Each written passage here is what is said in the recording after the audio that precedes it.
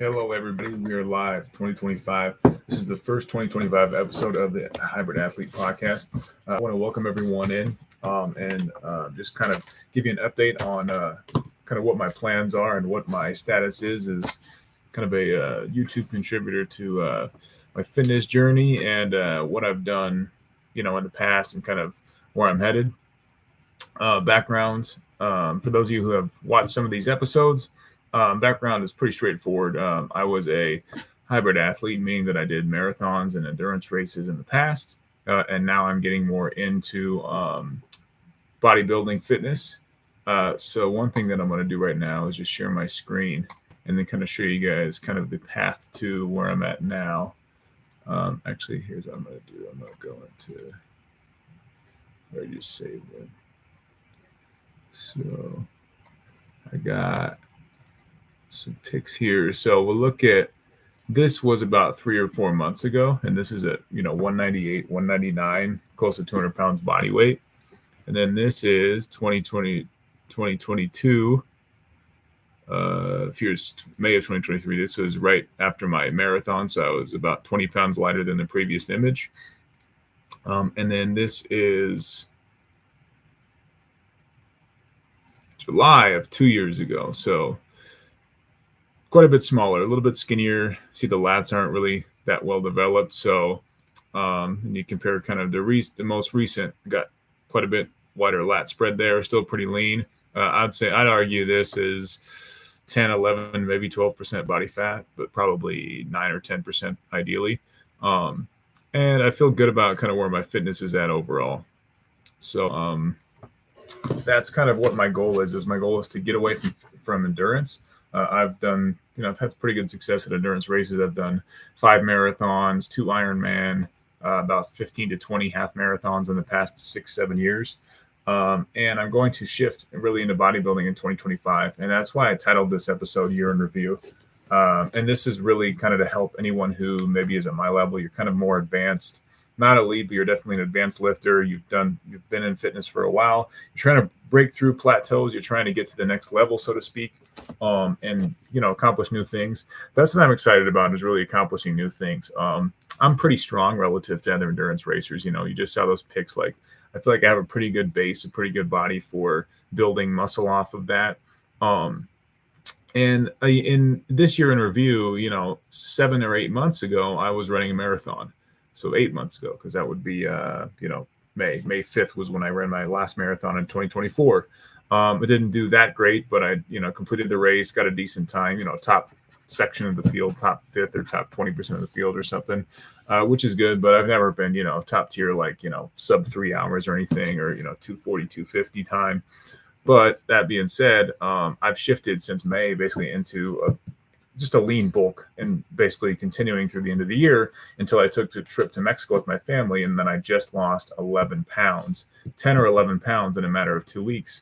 So through that process, I've learned that I can basically be disciplined and I can cut very quickly, but I need to put on more weight in order for that cut to yield like a good muscle mass after I'm, if I potentially want to be like kind of a classic physique or like a bodybuilding type competitor, I'm going to need to really, clean up my midsection. And obviously that's, common for most people. If I want to, a well-defined 6-pack, I'm not quite there, and that's going to take some work. But bottom line is, I've really gauged this year in review of like, okay, if I want to set new strength goals and body weight goals and lifting goals, like if I want to be able to deadlift 500 pounds or if I want to bench press 300 pounds, how do I get there? I'm not too far off, but I definitely need to put in some more work and put on some weight, some body weight to make that happen. So what I want to go over in this episode is how I plan on doing that from starting now, mid to late January, through basically summer. And then once I hit 210, 212 pound body weight, then I'll do one of those heavy cuts, like a quick 2 to 3 week cut, not too quickly because I don't want to lose muscle mass. But what I've discovered through this process is when I came back on January 13th of this year, I was gone for 14 days. My body weight was 189, and I was kind of freaking out a little bit, like, holy shit, I just lost everything that I worked 6 or 7 months hard for. But what I didn't realize, and what I'm kind of getting more in tune with, is, okay, a lot of that is glycogen, intermuscular fluid. It's weight that can easily come off and on if you have a good metabolism. And case in point, I was yesterday or this morning, I weighed myself on the scale and I was 199 pounds. So I basically put on 10 plus pounds since being back for, from vacation for roughly a week, less than a week, 6 days. So I'm very happy with that because that means that my body's responsive to a change in diet. But also, a lot of the changes that I see visibly are temporary, meaning that, yes, I've gained a little bit of muscle mass, but if I really want to pack on that hard muscle, I want to, dedicate a full year to getting leaner, to lean both, to getting bigger and staying relatively lean. I don't want to put on extra visceral body fat in my midsection. I want to do it the right way, incrementally adding 300, 400, 500 calories a day. Greg Doucette has a great YouTube channel that's famous. Sam Sulek talks about it all the time. He basically does incremental jump down, bull cut, but he's always trending upward. I'm going to take the same approach. I mean, I'm 6'1", 6'1.5". So, if I really fill out my physique, I could be a good 220, 230 lean and have a pretty impressive physique. And that's something that I want to accomplish, is being well over 200 pounds, but being lean and kind of holding the same frame that I have now. And again, you kind of soften those pics. I mean, I'm not huge, but I'm definitely pretty big, pretty lean, pretty strong for a guy that has been doing endurance the last 5 years of his life. So, and what is that approach going to look like? Well, that's where the details of, diet of splits come in. 2 on, 1 off is a lot of bodybuilder splits where they advocate for, if you're really lifting heavy and you work out too much, you're going to start getting systematic fatigue. Your joints are going to start to ache. I've gauged that pretty well too. I mean, I'll be upfront. I've worked out hard enough that I wake up every day and my body aches for about a month, and that was not enjoyable. That was like David Goggins style. Like, you're not really getting bigger. You're not putting on muscle. You're just kind of, beating yourself into the ground. And that's okay. I mean, there's crazy people out there that like to do that. But at this point in time, I'm kind of gauging like deload weeks. Like, I'm running kind of a paradigm to where it's like 6 weeks hard and then 1 week kind of a deload, where, yes, I go to the gym 5 days, 6 days that week, but the workouts are not quite as intense. It's more active recovery style for a couple of those days, and I allow myself to fully recover and hammer the nutrition continuously. So I feel like I'm at an experience level that's advanced, that I have good knowledge. I'm certified as a trainer, and I actually help other people with diet plans. So my diet's pretty locked in. I'll take a couple minutes right now to go over kind of what my diet is and see what you guys think. But basically, in the morning, I'll have 2 breakfast burritos. That's tortillas. So that's heavy carb, high protein. So I stay away from fats in the morning. I like to, spike my blood, maybe I'll spike my blood sugar because I'm doing a lot that day, or before I work out, I'll definitely have carbs too around a workout. But bottom line is it'll be like rice and beans and then maybe chicken or eggs, protein source. So it's about 60 to 70 grams of protein for that morning meal. It's a big morning meal, 2 breakfast burritos, right? So it's roughly 1,400 calories, almost 1,500 calories sometimes. And then that is basically going to be my meal at around 10 a.m., 9 to 10 a.m. So kind of an intermittent fast. I finish eating at 7 p.m. the night before, and that's my first big meal is around that time. Before that meal, though, it's not quite intermittent fasting because I do have coffee, and then I have like a protein shake with milk. So I'll have like a cup to 2 cups of usually whole milk now because I'm on a lean bulk with 2 scoops of whey protein. So that's 40, 50 grams of protein, and then another 50 or 60 grams of protein on my first solid meal. So 2 meals in at around 11 a.m. And then I work a lot. So basically I'll take a break from work at around 3:30 p.m. And then I'll have a meal before I go to the gym, which is pretty much the same type of meal. It's either tortilla or it's rice, or it's like a protein carb, low fat protein carb source. And then after I hit the gym, I'll have pre-workout. And immediately after, I usually have like something sugary because that's one thing that I've learned is that your body absorbs ATP, protein synthesis, occurs quicker when you spike your blood sugar. So it's literally like a tiny thing. It's like a lollipop, or it's like a couple of Starbursts, something that's very small, but that does have sugar content while I'm consuming, my meal or my protein source right after. So within that 3-hour window of exercise, I have my big evening meal, which is my dinner. Which is typically heavy in vegetables. So a lot of vegetables, spinach, mixed vegetables. I stay away from, I'm not worried about eating high fat dressing. Like I'll have Italian dressing or something that's got 9 to 15 grams of fat because the rest of my diet is relatively lean. So my highest fat consumption comes in the evening, which may or may not be ideal, but I'm just simply sharing like what I've kind of figured works for me and helps me kind of keep my energy levels and put on decent weight or maintain or main gain. But yeah, I'll have like roughly almost 1 pound of cooked meat. So up to this point, I've only had like maybe 4 to 6 ounces of cooked meat on my meal before I work out. But then later in the evening, after I run my errands or go to the store and come back home, I'll have salad, vegetables, and then a main protein source, and then rice. So a lot of times cooked rice, I always have that on hand. So 2 cups of cooked rice is about 430 calories, 450 calories. I'll have that much rice with quite a bit of meat. So it's a heavy paleo meal in the evening, followed by later in the evening a protein shake that's similar as I had in the morning. So I start the day with a protein shake.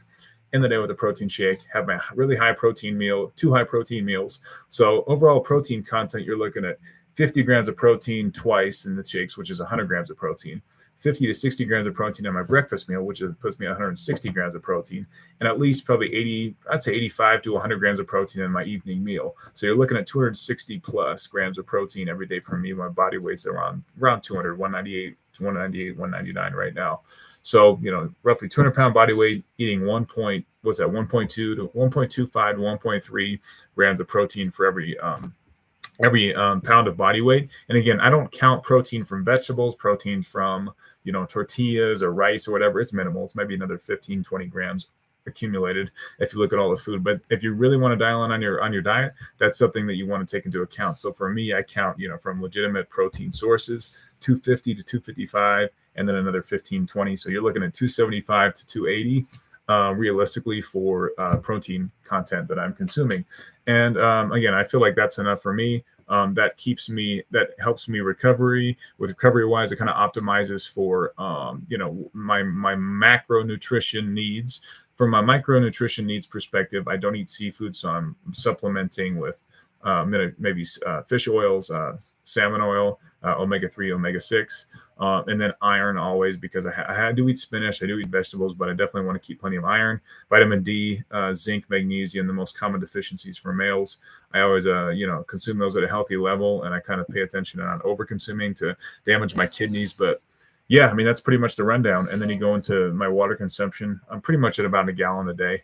Andy Frisella's 75 Hard is a very famous program that requires that you do. It's an absolute must. Cardio every day plus a gallon of water.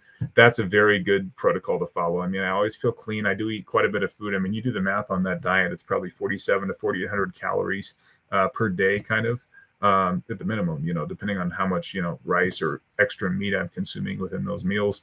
I try to keep it consistent. I do have a food scale, so I recommend everyone buys a food scale, but bottom line, that's the base diet right now. So that's what's keeping me close to 200 pounds when I'm not dieting or going to Mexico, missing workouts, etc. When I'm dialed in, I'm working out 7 times a week, twice on Monday, and then Tuesday, Wednesday, Thursday, Friday, Saturday, and then off Sunday. So I'm working out 7 days a week. I'm consuming 4,500 calories at least every day, and I'm not really getting that fat. And I'm also kind of leaning out. What I'm doing is I'm trying to force my body. I've slowly increased the intensity of these workouts, since that. So 7 months ago or 8 months ago, when I started really dedicating to bodybuilding and no longer doing endurances. Okay, the first series of pounds came on quickly. So I've kind of hit that asymptote to where it's like, okay, I need to do something different. I need to break the plateau. So now that I'm really focusing on food, I'm going to focus on days where I consume 5,500 calories in one day, maybe once or twice a week. That's going to be kind of a cheat day, but like a clean cheat day, as you want to call it. So, I said in the morning, I have like coffee and a protein shake, and then 2 breakfast burritos for breakfast. I might even add in like a banana with peanut butter or something there. And then in the evening, do the same with like nuts to snack on, like higher fat content food, but it's not like a lot of chewing or not volume eating. So adding those in 600-700 calories at the most, because I don't want to put on too much body fat, but finding a way to break that plateau and get to 205 pounds relatively soon by, end of March, mid-March. 1 to 2 pounds every month is pretty much the minimum. And I like to see 3 pounds a month going forward until I get to that 210. So I really need to put on 3 pounds a month for 4 months. And then at the end of April, kind of gauge where I'm at, and then consider maybe do a cut, but it'd be like a mini cut. It'd be like a quick cut, like try to, incinerate some body fat, keep the calories pretty high, but just really work really hard in the gym, do some more HIIT training, maybe burn some body fat that way, but really force myself to do more in the gym as opposed to consume less when I'm trying to do these cuts. I really want to push myself and see if I can get to kind of the most impressive I've ever looked in my life. I'm in my early 30s, so I still got, 6, 7, 8 years to really see what I can do with my fitness. So Yeah, I think this is a good spot to end it. This was diet heavy, and then kind of an intro, kind of what I did in 2024. Looking forward to 2025. I'll keep posting my YouTube shorts with my physique updates. I'm going to post one a day too, and do a check-in for this weekend, Sunday, January 19th. So, yeah, looking forward to 2025. Keep working hard. Get out there. Do do take care of business, take care of your family, take care of your children, your wife, your husband, whoever, and really, let's treat this year like it's one of the last good years we're going to have, because you never know how many good, stable years we have left in this country. Don't want to get into politics too much, but things are always shaky, from a geopolitical perspective. So we're very blessed here, in this country, and God bless you all, and I hope you guys all have a great month. We'll be in touch. Take care. Bye.